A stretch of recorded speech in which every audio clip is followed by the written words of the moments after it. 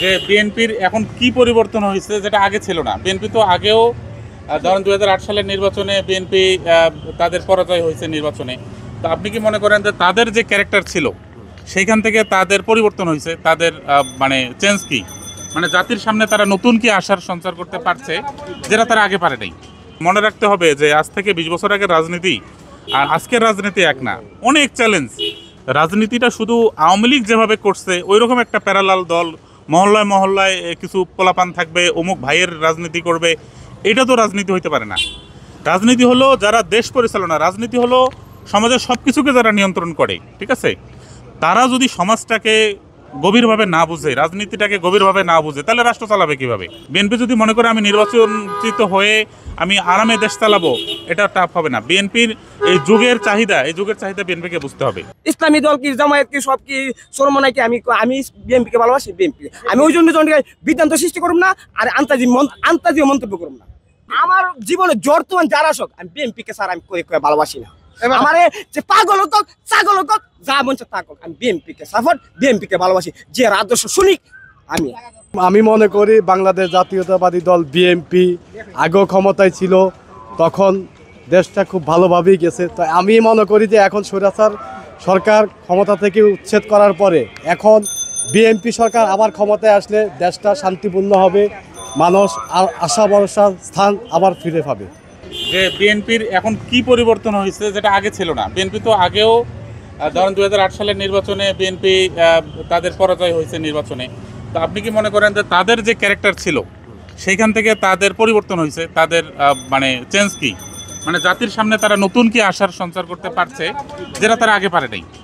আগে তো তেমন ওনাদের ইয়ে ছিল না, আর এখন যেহেতু এই সরকারের থেকে অনেক কিছু দেখছে, নেতাকর্মীরা হইতে হাইকমান্ড হইতে বিভিন্ন ওয়ার্ড, উপজেলা, ইউনিট, তারা অনেক কিছু শিখেছে।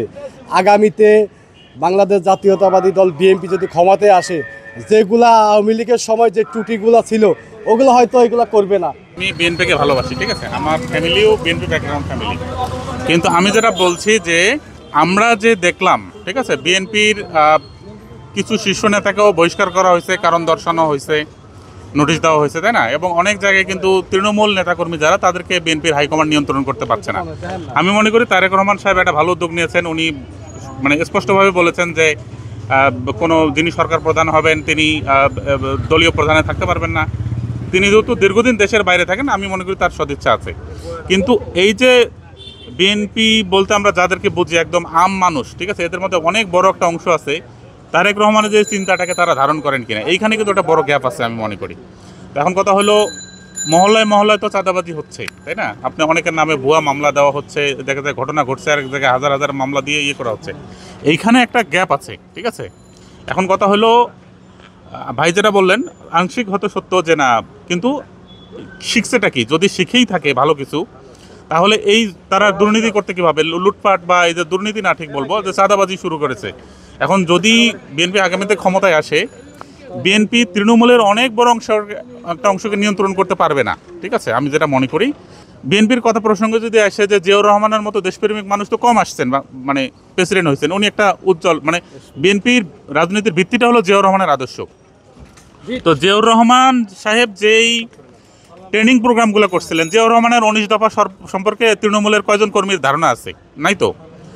এই জন্য বলছি যে বিএনপি, জিয়াউর রহমান সাহেব যেই ট্রেনিং প্রোগ্রাম করছিলেন যে বাংলাদেশি জাতীয়তাবাদটা কি, এটা তো কর্মীদেরকে ট্রেনিং করে, প্রোগ্রাম করে, রাজনৈতিক কর্মশালা করে করে উনি বুঝাইছিলেন। জিয়াউর রহমানের মৃত্যুর পর এটা কি বিএনপি ধরে রাখতে পারছে কিনা, তাই না? এটা তো ধরে রাখতে পারে নাই। এই জন্য আমি বলবো যে রাজনীতিটা শুধু আওয়ামী লীগ যেভাবে করছে ওই রকম একটা প্যারালাল দল, মহল্লায় মহল্লায় কিছু পোলাপান থাকবে, অমুক ভাইয়ের রাজনীতি করবে, এটা তো রাজনীতি হইতে পারে না। রাজনীতি হলো যারা দেশ পরিচালনা, রাজনীতি হলো সমাজের সব কিছুকে যারা নিয়ন্ত্রণ করে, ঠিক আছে? তারা যদি সমাজটাকে গভীরভাবে না বুঝে, রাজনীতিটাকে গভীরভাবে না বুঝে, তাহলে রাষ্ট্র চালাবে কীভাবে? তো এই জন্য বলবো যে বিএনপিকে আমরা সাধুবাদ জানাই, হয়তো ফেয়ার ইলেকশন হলে তারা নির্বাচনে আসবে, কিন্তু দেশের প্রতি যে রেসপন্সিবিলিটি, মনে রাখতে হবে যে আজ থেকে 20 বছর আগের রাজনীতি আর আজকের রাজনীতি এক না, অনেক চ্যালেঞ্জ। বিএনপি যদি মনে করে আমি নির্বাচিত হয়ে আমি আরামে দেশ চালাবো, এটা টাফ হবে না। বিএনপির এই যুগের চাহিদা বিএনপিকে বুঝতে হবে, ঠিক আছে? এই জন্য তাদেরকে, কর্মীদেরকে প্রশিক্ষণ দিয়ে দিয়ে বোঝাইতে হবে যে এই রাজনীতিটাকে তারা কেমন রাষ্ট্র চায়, সেই রাষ্ট্রটাকে সেই প্রত্যাশার, বাংলাদেশের মানুষের মনের প্রত্যাশা পূরণ করার জন্য কীরকম লিডারশিপ দরকার, এই লিডারশিপ এই নেতাকর্মীদের মধ্য থেকে তৈরি করতে হবে বলে আমি মনে করি। আপনি বিএনপিকে ভালোবাসেন, আমি BNP আপনি বিএনপির কয়েকটা ভালো দিক বলেন, যাতে ভালো দিক দেখে মানুষ বিএনপি করবে। আচ্ছা, বলেন। আমি বলি যে বাংলাদেশের গুরুর স্বাধীন আছে, গুরু যেন মন চান দূরে গিয়ে হাইতে করছে, ছাগলের জায়গা স্বাধীন করছে, একটা পাগল গিয়ে স্বাধীন মতো করতেছে, একটা পাগল মেয়েও স্বাধীন মতো করছে। আমাদের বেগম খালেদা জিয়া 16টি বছর বাদে মানে তার মনের বাসনা কাউকে বলতে পারছে না, দুঃখে তার মারছে, তার ছেলে কুকুরে নির্যাতন করতে মারছে, তারেক জিয়া রহমানকে নির্যাতিত করতে তার বাইরে বাড়াইছে। আর এই বেগম খালেদা জিয়াকে যে নির্যাতন করছে, সাধারণ মানুষ বাঁচার কোনো রক্ষা নাই। আল্লাহ তারে বাঁচায় লাগছে হাসিনার পতনের লিগিয়া। জুতা আমার কথা উল্লাবো, আমার জুতা তো বাইরেবেন। ওখানটা আল্লাহর মতো জনগণে ফাইসালা, জুতা আল্লাহ যদি এমপিকে আনা। আমি ইসলামের দল, আমি এই পর্যন্ত ক্ষমতায় আইসে না, আমি দেখতে পারি। আমি ছোটবেলা বিএনপি ক্ষমতা দেখছি, আমি এতটুকু স্মরণ আছে। আমি এই সময় যতটুকু সময়ের জন্য ইসলামিক দলগুলোকে দেখছেন, ততটুকু সময়ের মধ্যে কি তারা কোনো অকারেন্স করছে কিনা? অকরণ করছে। আমি ইসলামী দলকে আমি উল্লাফলটা কিছু কমু না, উল্লাফলটা আমি কিছু মন্তব্য করতে রাজিও না। আমি যেটা জানি না এটা করতে রাজি না। দেখেন নাই, আমি কিছু দেখতে না। আমি বিএনপিকে ভালোবাসি, বিএনপি আমার দল, আমার সাপোর্ট। আমি বিএনপিকে চাই, আমি একদম কমু। আমি বিএনপিকে চাই, বিএনপিকে ভালোবাসি। শেষ। ইসলামী দল কি, জামায়াত কি, সব কি সরমনাই কি, আমি বিএনপিকে ভালোবাসি, বিএনপি। আমি ওই জন্য বিভ্রান্ত সৃষ্টি করব না, আর আন্তাজি মন্তব্য করব না। আমি বাংলাদেশের মানুষ শান্তি যেভাবে ভালোবাসে, শান্তিকে যেভাবে ভালোবাসে, কিভাবে কোন বিভ্রান্ত না, কোনো অপরাধ না, যাতে শান্তি মানুষের থাকতে পারে। আমাদের বাংলাদেশের মানুষের এই 16টি বছর অনেক কষ্ট করছে। 52 সালে স্বাধীন রক্ত দিয়ে স্বাধীন করছে, এই 2024 স্বাধীন করছে। 2024 1400 জন নিহত হয়েছে। হ্যাঁ, আর কত মানুষ হুন হয়েছে, এটা কোনো হিসাবই নাই, হিসাবের বাইরে। এখন আমরা বর্তমানে দেখতেছি অনেকগুলো পার্টি আসছে ভোটের জন্য। আপনি কাকে ভোট দিতে? আমি তো একবারই বললাম যে 100 জন সরকার হইতে চাইবো, 500 জন সরকার হইতে চাইবো। 500 জন সরকার হইবে, 100 জন সরকার হইবে, সরকার হইবে জনগণ ভোট দিয়ে একজনের সরকার বানাবে। আপনি কাকে দিবেন? আমি ছোটবেলার থেকে, আমি যখন খালেদা জিয়া গুলশান ছিল, 16 প্রায় অর্ধেক জীবন তো তার জেলে কাটা গুলশান গেল।